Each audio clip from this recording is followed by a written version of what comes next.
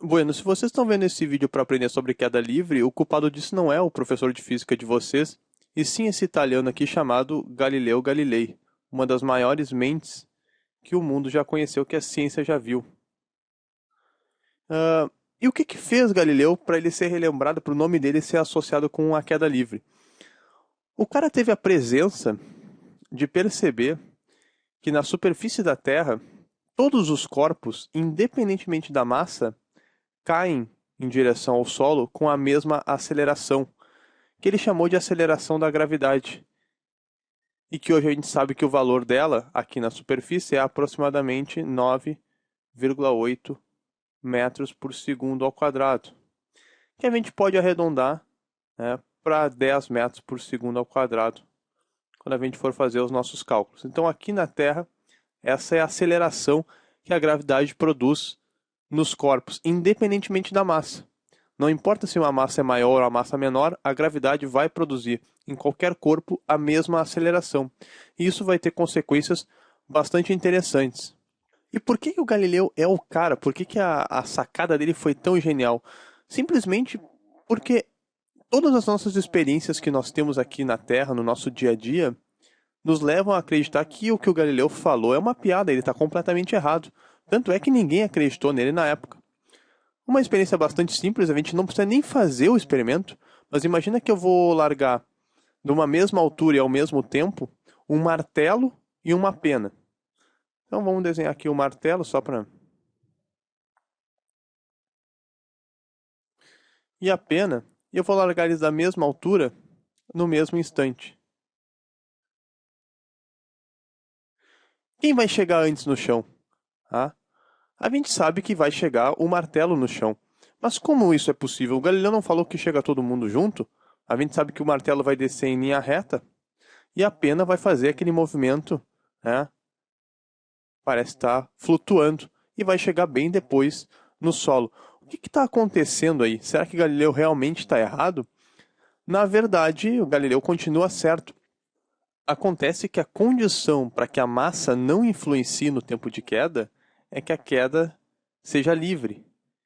E o que, que significa a queda ser livre? Significa que ela se dá única e exclusivamente sobre a ação da gravidade. Nenhuma outra força atua a não ser a força da gravidade. E não é o que acontece aqui no caso da pena e do martelo. Não tem só a gravidade atuando nesses corpos. Tu tem a gravidade puxando os corpos para baixo, mas tu tem a resistência do ar oferecendo um obstáculo aí ao movimento de queda desses corpos. O que, que significa a resistência do ar? Qualquer corpo, ao se deslocar pelo ar, ele tem que atravessar as moléculas de ar, ele tem que colidir, ele vai acabar colidindo com as moléculas que formam o ar. E essas colisões, esses impactos, vão acabar retardando a velocidade do corpo. Se a massa do corpo for grande, a influência que o ar exercer nele pode ser pequena. Se a massa do corpo for muito pequena, o ar vai conseguir exercer uma influência maior sobre esse corpo e, portanto, vai retardar ainda mais o movimento dele. E é o que acontece aqui no caso da pena e do martelo. Os dois sofrem a influência do ar. Acontece que a massa da pena é muito menor. Isso faz com que ela sofra mais, com que ela sinta mais a influência do ar e por isso o movimento dela é mais retardado pelo ar do que o movimento do martelo. Reza a lenda que o Galileu, para provar que a massa não influenciava no tempo de queda para os seus opositores, e um dos maiores opositores de Galileu era a Igreja Católica, que dizia que Galileu estava contrariando as ideias de Deus a respeito da natureza, e aqueles argumentos só podiam ser de um homem tomado pelo demônio. Então o Galileu propôs uma experiência para os bispos, para os padres e quem mais quisesse ver, que ele subiu na Torre de Pisa e soltou do alto da Torre de Pisa dois objetos de massas diferentes. E os objetos teriam chego ao mesmo tempo no chão, convencendo assim quem tivesse visto. Só que o Galileu jamais teria feito isso. Se questiona muito essa lenda, porque o Galileu não era trouxa, não era bobo, ele não entrou para a história à toa. Ele sabia que a influência do ar ia atuar e ia provocar uma diferença no tempo de queda, por menor que fosse, pondo em dúvida, então, as ideias de Galileu. Ele jamais teria feito isso porque ele não consegue eliminar a resistência do ar. Mas e se ele tivesse conseguido eliminar a resistência do ar? O que teria acontecido? Bom, Galileu não tinha tecnologia o suficiente para fazer isso. Mas mais de 400 anos depois, o homem pisou na Lua, e como na Lua não tem atmosfera, o homem prestou a devida homenagem, o devido respeito a Galileu, quando o Apollo 15 pisou na Lua e fez o experimento que a gente vai ver agora.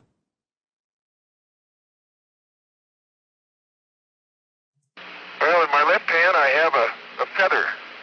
In my right hand a hammer. And I guess one of the reasons we got here today was because of a gentleman named Galileo a long time ago who made a rather significant discovery about falling objects in gravity fields. And we thought that where would be a better place to confirm his findings than on the moon. And so we thought we'd try it here for you. The feather happens to be appropriately a falcon feather for our falcon. And I'll drop the two of them here and hopefully they'll hit the ground at the same time. How about that? It proves that Mr. Galileo was correct in his findings.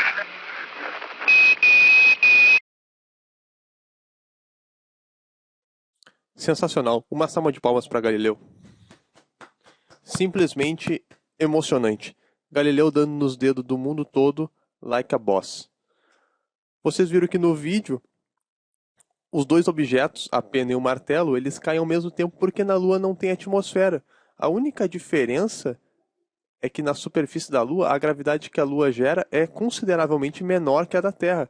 Na Lua, a gravidade é de aproximadamente 1,6 metros por segundo ao quadrado. Por isso que os objetos caem mais devagar em relação aqui na Terra, mas eles caem juntos ali na Lua, porque como na Lua não tem ar para oferecer resistência, o movimento é de queda livre, eles caem ao mesmo tempo se soltos da mesma altura. Vamos então estudar o movimento de queda livre e vamos ver as características e consequências que a gente tem para esse tipo de movimento. Eu trouxe aqui uma figura que mostra duas esferas de massas diferentes caindo numa câmara de vácuo, num local onde não há resistência do ar, e elas estão caindo ao mesmo tempo. Reparem que elas estão sempre juntas. Aqui é uma foto estroboscópica, é uma foto que em intervalos de tempos iguais faz uma nova imagem do movimento, o que nos permite ver claramente que esse é um movimento acelerado, porque as esferas percorrem uma distância cada vez maior no mesmo intervalo de tempo. Supondo que as fotos sejam feitas a cada segundo, a gente está vendo que a altura que elas caem a cada segundo é cada vez maior. Significa que aumentou a velocidade das esferas e, portanto, esse é um movimento acelerado. E a aceleração desse movimento é a aceleração da gravidade. Como ele é um movimento de queda livre, só atua a gravidade de 10 metros por segundo. Se essas fotos foram feitas a cada segundo, no primeiro instante, que é o instante inicial, 0 segundos, a velocidade era 0, estava parado. Um segundo depois, a velocidade já era 10 metros por segundo, das duas esferas, né? Vou desenhar só para uma, mas isso vale para as duas esferas. 2 segundos depois, as velocidades das esferas já estavam em 20 metros por segundo. E vai aumentando de 10 em 10, que é a taxa da aceleração da gravidade aqui na Terra. Até ter um instante que vai chegar no solo e vai atingir a velocidade máxima quando bate no chão. 4 segundos, então. 40 metros, cada vez maior a velocidade, 40 metros por segundo, e vocês já conseguiram entender a ideia. Esse é um movimento com aceleração constante, porque a gravidade nunca muda, e se é um movimento com aceleração constante, a queda livre é um MRUV. E se a queda livre é um MRUV, a gente pode usar as mesmas equações do MRUV aplicadas aqui agora no caso da queda livre. A função horária da posição que a gente tinha como sendo posição é igual a posição inicial mais a velocidade inicial vezes o tempo, mais a aceleração vezes o tempo ao quadrado dividido por 2. Aqui na queda livre a gente só vai reescrever um pouco essa equação, a estrutura dela é a mesma, mas o h da altura, que são as alturas que o objeto vai ter conforme ele vai caindo, né, as alturas subsequentes, é igual à altura inicial, que é o ponto onde o objeto foi largado, mais a velocidade inicial. Por que velocidade inicial? Geralmente a velocidade inicial é 0, porque o objeto foi só solto, ou abandonado, ou largado. Isso são sinônimos de velocidade inicial igual a 0. Ou ele pode ser arremessado.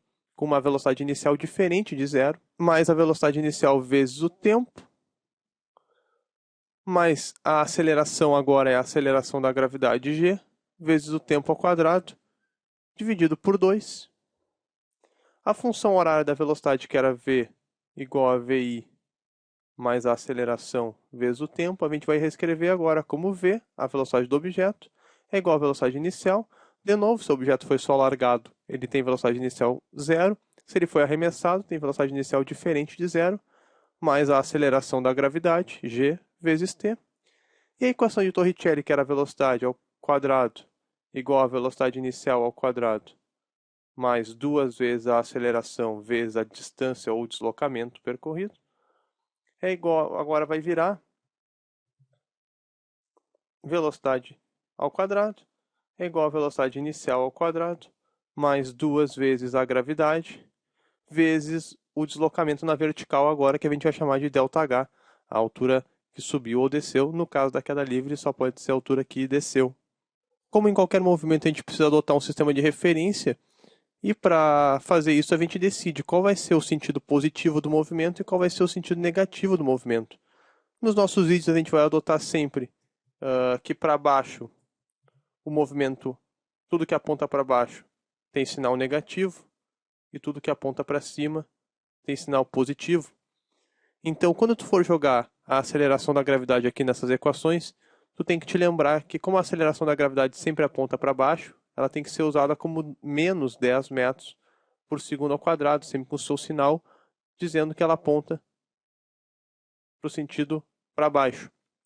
E isso vai fazer que durante a queda o deslocamento seja sempre negativo, porque o objeto está sempre perdendo altura, ele está se deslocando para baixo, então dá um deslocamento negativo. Isso vai fazer também com que a velocidade do objeto que está caindo seja sempre negativa, porque sempre vai apontar para baixo. Depois a gente vai ver o lançamento vertical e isso vai se inverter um pouquinho.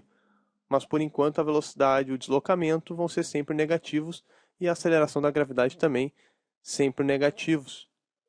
Se tu for fazer o gráfico de velocidade por tempo desse movimento, tu vai ter algo bem parecido com o MRUV, só que obedecendo a ideia dos sinais, tu vai ter um gráfico para o lado negativo do eixo. Aqui é o tempo, aqui é a velocidade em metros por segundo, o tempo em segundos, e o gráfico vai estar para a parte negativa do eixo, justamente porque a velocidade é sempre negativa.